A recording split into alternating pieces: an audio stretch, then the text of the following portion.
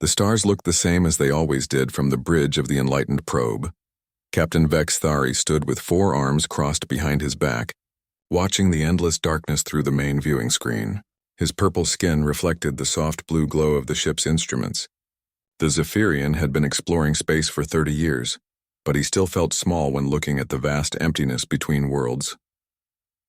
"Captain," called out Navigation Officer Zethra from her station. Her voice carried the musical tone that all Zephyrians used when they were excited. "We have detected something unusual." Vexathari turned toward her. His large black eyes focused on the data flowing across her screens. "What kind of something, officer?" "A ship, sir.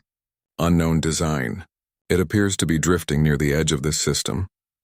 Zethra's fingers danced over her controls. "The vessel is approximately 2 kilometers in length. Very angular construction. Not like anything in our databases." The captain moved closer to examine the readings. The ship showed up as a dark shape on their sensors, barely visible against the black of space. It was not moving under its own power. No energy signatures were coming from it.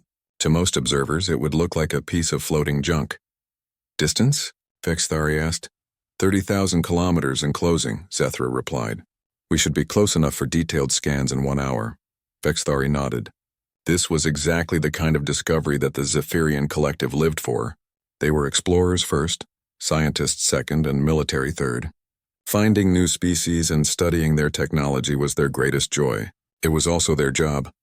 "Signal the collective," he ordered. "Tell them we have found an unknown vessel. Request permission to begin standard first contact protocols." Science Officer Morthan looked up from his station. His thin frame made him look fragile compared to the other crew members, but his mind was among the sharpest in the fleet. "Captain, should we not be more careful? We know nothing about this species. They could be hostile." Vexathari considered this. The collective had rules about first contact. Always scan first. Always gather information. Always know what you are dealing with before making direct contact. These rules had kept the Zephyrian people safe for thousands of years. "We will follow protocol," the captain decided. "Full deep scan first. If they show signs of advanced weapons or aggressive behavior, we retreat and report back. Simple." The bridge crew continued their work as the enlightened probe moved closer to the strange ship. The vessel grew larger on their screens. It was indeed angular, with sharp edges and a design that looked more like a weapon than an exploration ship. Dark metal covered its hull. "No lights could be seen anywhere on its surface, sir," Zethra reported after an hour of approach. "We are now in optimal scanning range. The vessel appears to be completely powered down. No life signs detected on initial sweep." "Begin deep scan," Vexthari ordered. Morthan's hands moved over his console, initiating full spectrum analysis. "This will take approximately 10 minutes to complete. The scan will penetrate their hull and map their internal systems." The captain nodded. This was standard procedure. The deep scan would tell them everything they needed to know about this new species.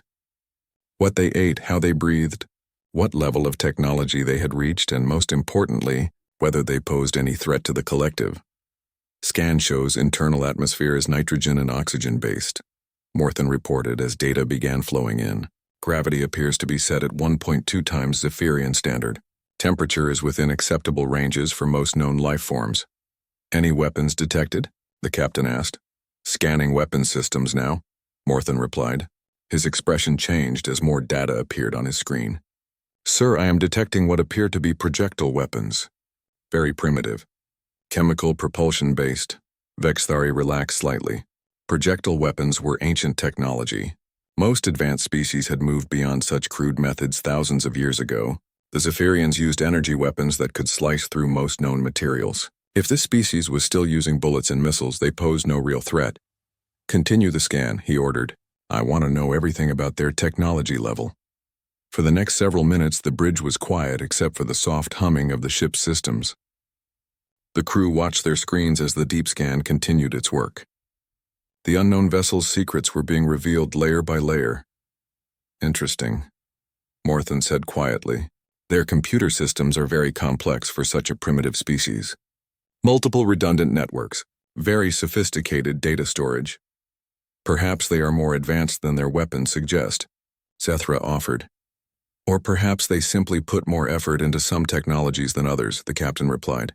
Many species develop unevenly. Continue scanning.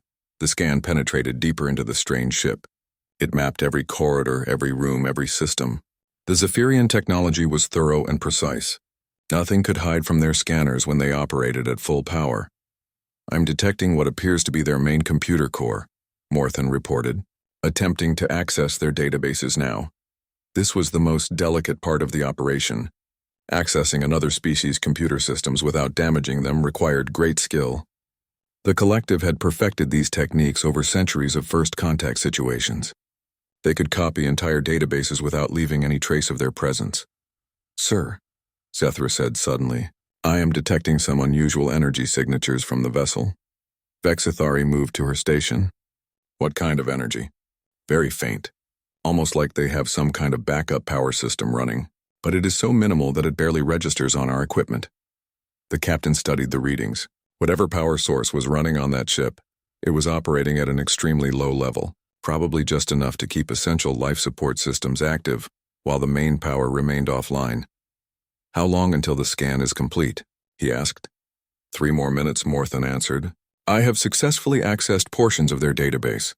Initial translation algorithms are working. I should have basic language patterns decoded shortly." This was exciting news. If they could understand this species' language, first contact would be much easier. The collective prided itself on peaceful encounters with new civilizations.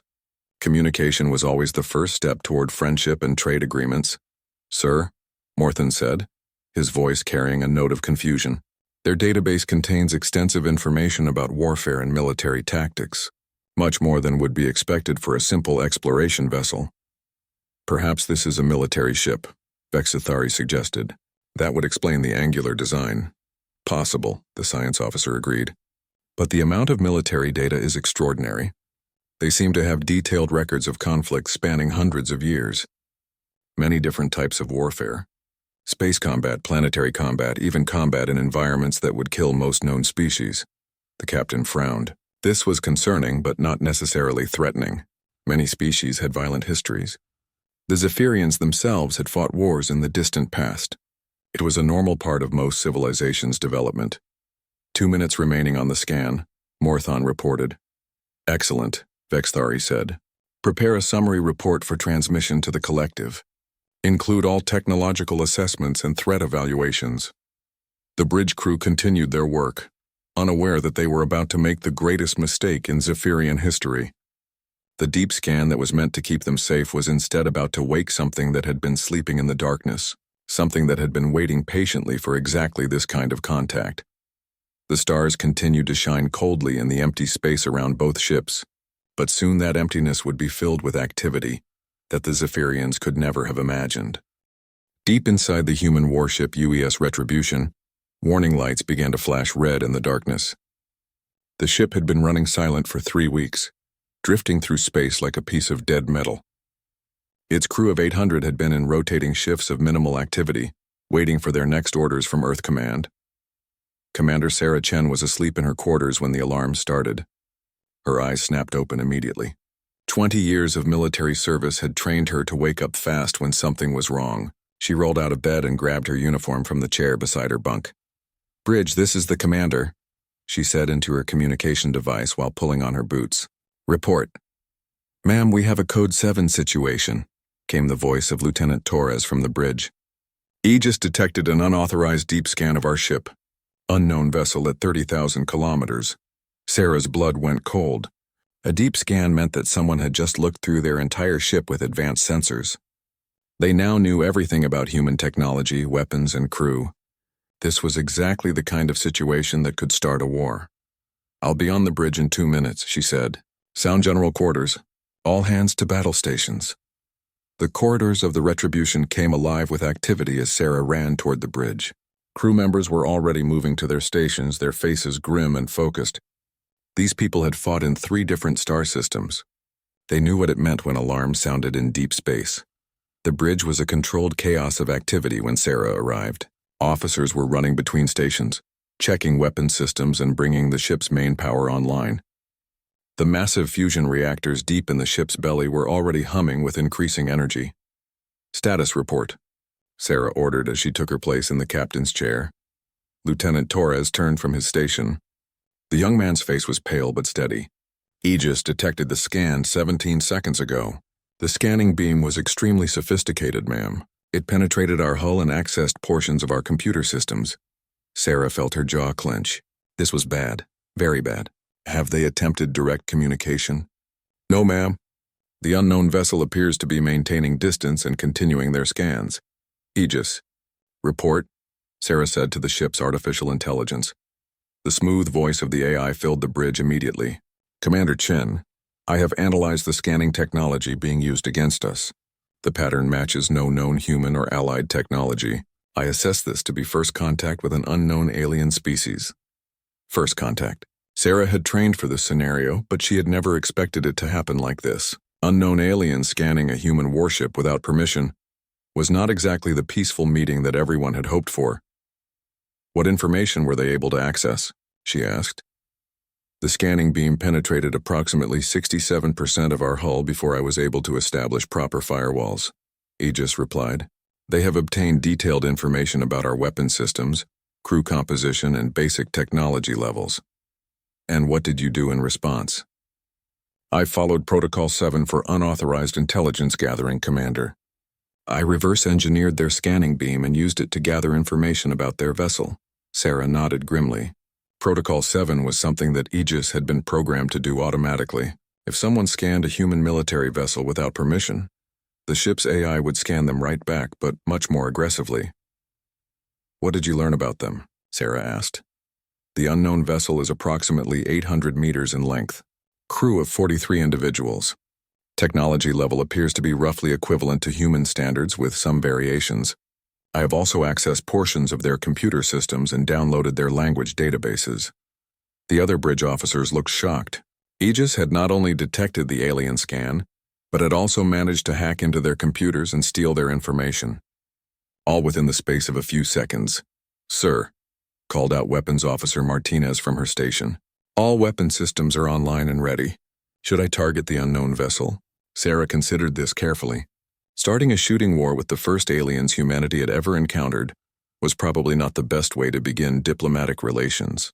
On the other hand, these aliens had just committed what amounted to an act of espionage against the Terran Federation. Negative, she decided. Keep weapons ready but do not target them yet.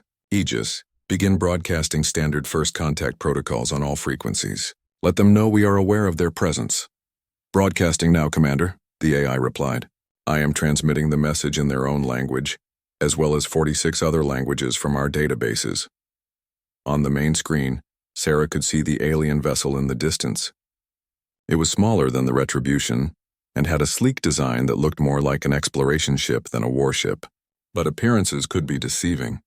These aliens had technology advanced enough to scan a human ship from 30,000 kilometers away. Ma'am, Lieutenant Torres reported. Aegis has finished analyzing their computer systems. You're going to want to hear this. Go ahead, Sarah said. According to their databases, they call themselves the Zephyrian Collective. They appear to be a peaceful species that specializes in exploration and first contact with new civilizations. This type of deep scanning is apparently their standard procedure when they encounter unknown ships. Sarah felt some of the tension leave her shoulders. Peaceful explorers were much better than hostile invaders. But she was still angry about the unauthorized scan. What else did you learn? She asked. Their technology is sophisticated but limited, Aegis reported. They appear to have faster-than-light travel and advanced sensors, but their weapons are primarily energy-based and relatively weak by human standards. Their society values scientific discovery over military strength. Any indication of hostile intent? Negative, Commander. Their communications with their home fleet indicate they view this as a routine first contact situation. They appear to be unaware that their scanning attempt was detected and countered.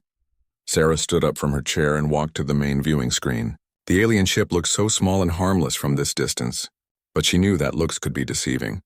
More importantly, she knew that this first encounter would set the tone for all future relations between humanity and these Zephyrians. Aegis, prepare a data package, she ordered. I want you to compile basic information about human civilization, our technology levels, and our territorial claims. Include a copy of the Terran Federation Charter and our standard diplomatic protocols. Package prepared, Commander. Now add something else, Sarah said with a slight smile. Include a complete record of human military history for the past 500 years. Let them see what they're dealing with. The bridge crew exchanged glances. They understood what the commander was doing. She was not just introducing humanity to these aliens. She was making sure they understood exactly what kind of species they had just scanned without permission. Package completed, Aegis reported. Should I transmit? Not yet, Sarah replied. She walked back to her chair and sat down. First, I want you to do something else. I want you to send a quantum burst transmission to Earth Command. Tell them we have made first contact and include everything we've learned about these Zephyrians. Transmission sent, Commander. Earth Command should receive the message in approximately 4 hours. Sarah nodded. Within hours, every human military installation in known space would know about the Zephyrians. If this first contact went badly, humanity would be ready to defend itself. Now, she said, settling back in her chair, let's introduce ourselves properly to our new neighbors. Captain Vexathari stared at his instruments in growing confusion. Something was wrong with their scanning systems. Very wrong. Morthan, he called to his science officer. Why are our computers showing error messages? The thin Zephyrian hunched over his console, his forearms moving rapidly across different control panels. His large black eyes reflected the flashing red warnings that were appearing all over his screens. Captain, I think their ship is scanning us back, Morthan said, his voice filled with disbelief. But that should be impossible. Their technology appeared to be primitive. Explain, Vexathari demanded. Sir, when we performed our deep scan, something in their ship detected it immediately. Not only detected it, but copied our scanning method and improved it. They are now using a version of our own technology against us, but theirs is somehow more powerful. Navigation Officer Zethra looked up from her station with alarm. Captain, they have accessed our navigation databases.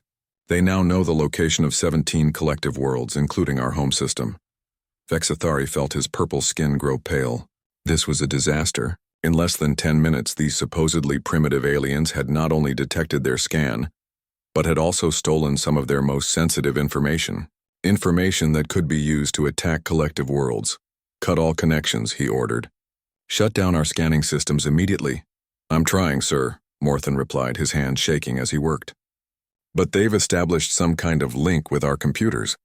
Every time I shut down one connection, they open another one through a different system. On the main screen, the human ship was beginning to change. Lights were coming on all across its dark hull.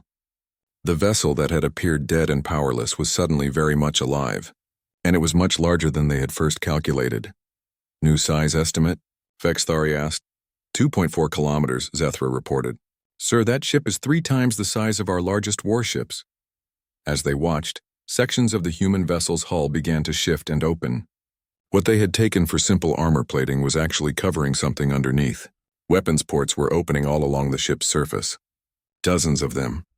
Weapons analysis, the captain ordered, trying to keep his voice steady. Morthan worked frantically at his station. Sir, I cannot get clear readings. Their hull appears to be made of some kind of adaptive material that interferes with our sensors, but I am detecting massive energy signatures, much larger than anything in our databases. Sir, Zethra called out urgently, they are transmitting something to us. Put it on screen, Vexathari ordered. The image that appeared on their main display was shocking.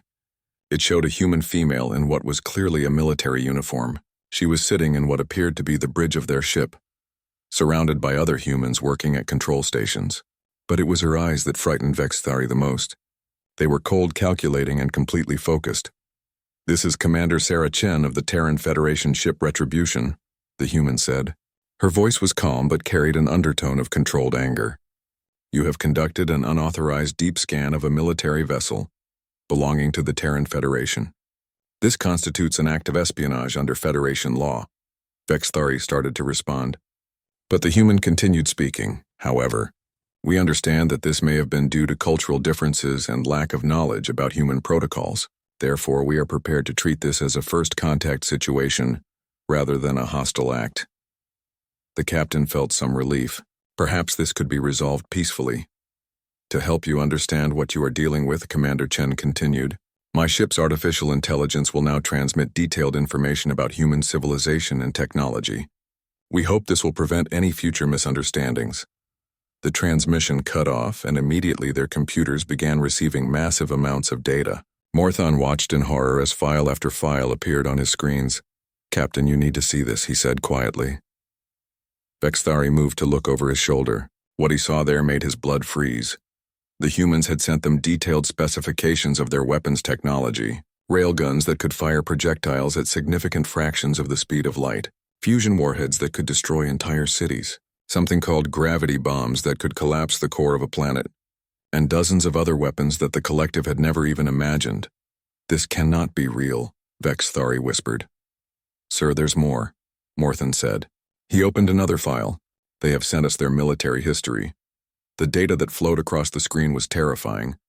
Wars that had lasted for decades.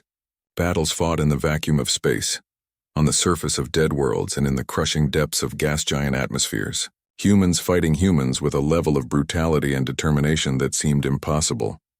"Look at this," Morthon said, pointing to a specific entry.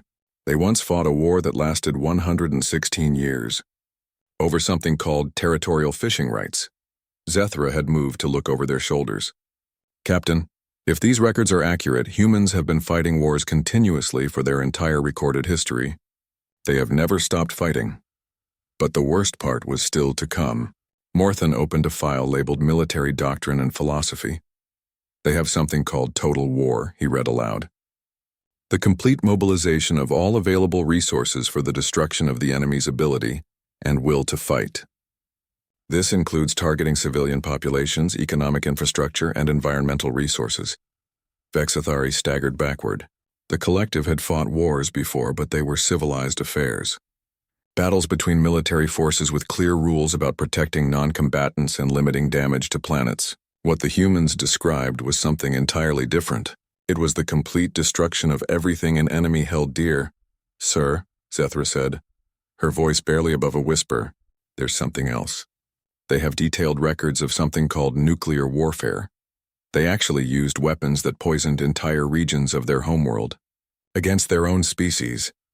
The bridge of the enlightened probe fell silent except for the humming of their engines. The three Zephyrians stared at the data streaming across their screens, trying to understand what kind of species they had encountered. "Captain," Morthon said finally, "according to this data, the ship we scanned is not an exploration vessel. It's a warship, one of their most advanced warships, and it was returning from something called a classified military operation." Vexthari felt his legs give out. He collapsed into his command chair, staring at the human ship on his main screen.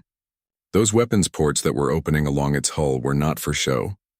They were real, and if the data they had been sent was accurate, each one of those weapons could destroy his ship with a single shot. "Sir," Zethra reported, "they are transmitting again." "Put it through," Vexthari said weakly. Commander Chen appeared on their screen again. This time she was smiling, but it was not a pleasant expression. "I hope you have found our cultural exchange informative," she said. "As you can see, humanity takes the security of our territory very seriously. We have protocols for dealing with unauthorized intelligence gathering." She paused, and her smile became even more frightening. "Fortunately for you, we also value peaceful contact with new species. Therefore, I am prepared to overlook this incident as a learning experience. However, I must inform you that your scanning attempt has already been reported to Terran Federation Command. They are now aware of your location and technology level." The transmission ended, leaving the Zephyrians staring at a blank screen. "Captain," Morthon said quietly, "what have we done?" Morthon's hands trembled as he continued to analyze the data the humans had sent them. Each new file he opened revealed something more terrifying than the last. But it was not the weapons that frightened him most. It was the humans themselves. "Captain," he said, his voice barely steady, "I have completed the biological analysis of the scanned crew members." Vexthari looked up from where he sat, slumped in his command chair. The past hour had aged him considerably. "What did you find?" "Sir, these humans are not like any species we have encountered before. Their biology is disturbing." Morthon brought up a display showing the human anatomy. "They are persistence predators, Captain." "Do you understand what that means?"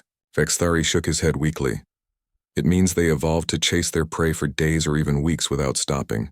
Their bodies can continue functioning on minimal food and water for extended periods. They can operate on very little sleep, and their psychological makeup is designed around the concept of never giving up. Zethra looked up from her navigation station, where she had been monitoring the human ship. How is that possible? Most species need regular rest and nutrition. Not humans, Morthan replied, opening another file. Look at this. During their military training, humans are regularly pushed to physical and mental breaking points. They call it stress testing. The idea is to find out exactly how much punishment a human can take before they collapse. He paused to let that sink in before continuing. According to their medical records, the average human can function for up to 72 hours without sleep before their performance begins to degrade significantly. Even then, they can continue operating for much longer if necessary. Vexthari felt sick. Zephyrians needed at least 8 hours of rest every day to function properly. The idea of staying awake and alert for 3 days straight was incomprehensible. There's more, Morthan said grimly. Their pain tolerance is extraordinary. They have documented cases of humans continuing to fight even after suffering injuries that would kill most other species. They seem to view severe physical damage as merely an inconvenience. On his screen, he displayed a medical report that made all 3 Zephyrians recoil in horror. It described a human soldier who had continued fighting for 6 hours after losing an arm to enemy fire. The human had not only survived, but had actually completed his mission. How do they survive such injuries? Zethra asked. Redundant systems, Morthan replied. Human bodies are designed with multiple backups for critical functions. They have 2 lungs, 2 kidneys, and can survive the loss of significant amounts of blood. But more importantly, they have something called adrenaline. He opened another file showing human biochemistry. When humans are threatened or injured, their bodies flood themselves with natural chemicals that block pain, increase strength, and enhance mental focus. They literally become more dangerous when they are hurt. Vexthari stood up and walked to the main viewing screen where the human warship continued to hang in space. Those weapon ports were still open, pointing directly at his ship. But now he understood that the real weapons were not the guns. They were the humans themselves. Tell me about their psychology, he ordered. Morthan hesitated. Sir, I'm not sure you want to know. Tell me anyway. Humans bond with their combat units in ways that make them incredibly effective fighters. They will risk their own lives to save their companions. But more disturbing is their attitude toward enemies. He brought up a file labeled Military Psychology and Morale. Humans have a concept called righteous anger. When they believe their cause is just, they become capable of extraordinary acts of violence. They do not simply defeat their enemies. They completely destroy them as a warning to others. Surely that's exaggeration, Zethra said. No, Morthan replied, opening a historical file. During something called World War II, humans developed weapons capable of destroying entire cities. They used these weapons twice, killing hundreds of thousands of civilians each time. When asked why, they said it was to prevent even more deaths in a longer war. He paused, staring at the data. They calculated that killing hundreds of thousands of people immediately was more merciful than allowing millions to die slowly. And the terrifying thing is, according to their historical analysis, they were probably right. Vexthari felt his world shifting around him. Everything the collective believed about warfare and civilization was being challenged by what he was learning about humans. What about their command structure? He asked. Highly efficient, Morthan replied. Human military units are trained to operate independently when communication with higher command is lost. Every soldier is taught to think like a commander. If their leaders are killed, someone else immediately takes charge. He displayed an organizational chart of human military hierarchy. But here's what's truly frightening, Captain. Human commanders are taught to expect failure. They make plans with the assumption that everything will go wrong simultaneously. They have backup plans for their backup plans. That seems inefficient, Zethra observed. On the contrary, Morthan replied, it makes them incredibly adaptable. When their original plan fails, they don't panic or retreat. They immediately implement their secondary plan. When that fails, they move to their tertiary plan. They just keep fighting until they win or until they're all dead. He opened another file that made his skin turn pale. And sometimes they keep fighting even when they are all dead. They have something called dead man switches built into many of their weapon systems. If the crew is killed, the weapons continue operating automatically. The bridge fell silent as the 3 Zephyrians contemplated what they were learning. They had thought they were making peaceful first contact with a new species. Instead, they had awakened something that was designed from the ground up for warfare. "Sir," Zethra said quietly, "I've been monitoring their communications with their home fleet. They're not just reporting our contact. They're mobilizing." "What do you mean?" Vexthari asked. "According to the transmissions I've intercepted, at least 12 human warships are already moving toward the system. They should arrive within 3 days. Morthen looked up from his analysis. "Captain, I don't think they're coming to attack us. According to their military doctrine, they're establishing what they call a defensive perimeter. They want to make sure we can't escape to report back to our homeworlds before they decide what to do with us. But we're not a threat to them." Vexthari protested. "Sir," Morthen said gently, "we scanned their ship without permission. We accessed their computer systems. We learned the location of their territory. From their perspective, we are absolutely a threat. We have intelligence about them that could be used by their enemies." Vexithari looked around at his bridge crew. These were good people, scientists and explorers who had dedicated their lives to peaceful contact with new species, and now they were trapped in a system with creatures that viewed the universe as a constant battlefield. "What do we do?" he asked. Before either of his officers could answer, their communications system activated. Commander Chen's face appeared on their screen again. This time she was not alone. The bridge of the human ship was now crowded with people in military uniforms, all of them focused and alert. "Captain Vexthari of the Enlightened Probe," she said, "I believe it's time we had a more detailed conversation about the future of human-Zephyrian relations." Commander Chen's face filled the main screen of the Enlightened Probe. Behind her, Captain Vexthari could see the bustling activity of a military vessel at full alert. Human officers moved with practiced efficiency between stations, their faces calm but focused. It was clear that every person on that bridge was a trained warrior. "Captain Vexithari," Commander Chen said, her voice carrying the authority of someone who had commanded troops in actual combat. "I trust you have reviewed the cultural information we transmitted to your vessel." Vexthari struggled to find his voice. "Yes, Commander. We have studied your data extensively." "Good. Then you understand the situation we find ourselves in." Chen leaned back in her chair, but her posture remained alert. "Your unauthorized scan of my ship has created what we humans call a diplomatic incident. Under normal circumstances, such an act would be considered an act of war." The Zephyrian captain felt his heart skip a beat. "Commander, I assure you we meant no hostility. This was simply our standard first contact protocol." "I understand that," Chen replied, "which is why we are treating this as a cultural misunderstanding rather than an attack. However, you must understand that from our perspective, you have just conducted military intelligence gathering against a Federation warship." She gestured to something off-screen, and a new image appeared on the Zephyrian display.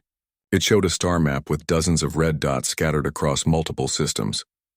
"This is the current position of the Terran Federation fleet," Chen continued. "As you can see, we have ships stationed throughout this region of space. Your scan has been reported to Federation Command, and they are now aware of your presence and capabilities." Vexithari stared at the map in growing horror. There were human warships everywhere, dozens of them, spread across systems that the collective had thought were empty. How long had humans been out here without anyone knowing? "How many ships do you have?" he asked weakly. "Classified information," Chen replied with a slight smile. "But I can tell you that what you see on this map represents less than 15% of our total military capability. The rest are protecting human colonies, escorting trade ships, or conducting operations in other sectors." Morthen made a strangled sound from his science station. "Captain," he whispered, "if this map is accurate, humans have been exploring this region for years, maybe decades. We thought we were the first to discover these systems." Chen's smile became wider and somehow more frightening.